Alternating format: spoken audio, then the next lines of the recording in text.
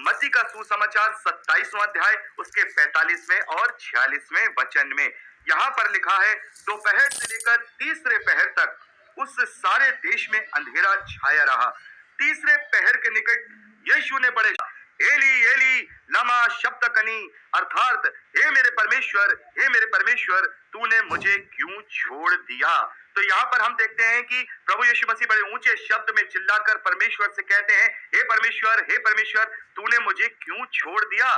तो जब हम इस वाणी का अध्ययन करते हैं तो बहुत सारे लोग इस बात को यहाँ सवाल के रूप में पूछते हैं कि जब परमेश्वर स्वयं प्रभु यीशु मसीह परमेश्वर और यीशु मसीह एक हैं, तब यहाँ पर वो कौन से परमेश्वर को दुहाई दे रहे हैं, वो कौन से परमेश्वर से कह रहे हैं कि तूने मुझे छोड़ दिया।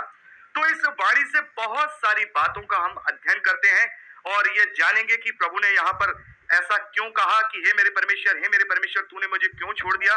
तो हम जब चारों सुसमाचारों का जब हम अध्ययन करते हैं तो एक चीज आपने गौर की होगी, आप में से जिस भाई बहन ने जो बाइबल निरंतर पढ़ते हैं उन्होंने गौर किया होगा कि प्रभु यीशु मसीह ने कभी भी परमेश्वर को परमेश्वर कह करके संबोधित नहीं किया है।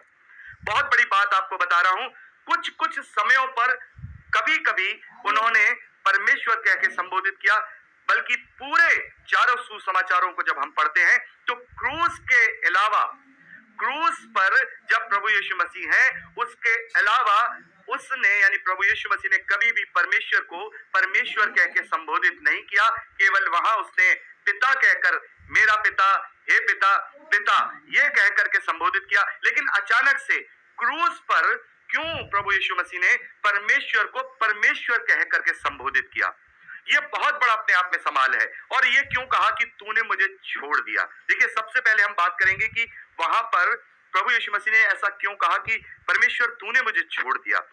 देखिए, प्रभु यीशु मसीह क्रूस पर जो इस वक्त पीड़ादायक मृत्यु की ओर बढ़ रहे हैं वो किसके कारण बढ़ रहे हैं। मेरे और आपके पापों को अपने ऊपर उठाकर एक पापी की नाई क्रूस पर वो उस सजा को पा रहे हैं, उस पीड़ादायक मृत्यु को पा रहे हैं।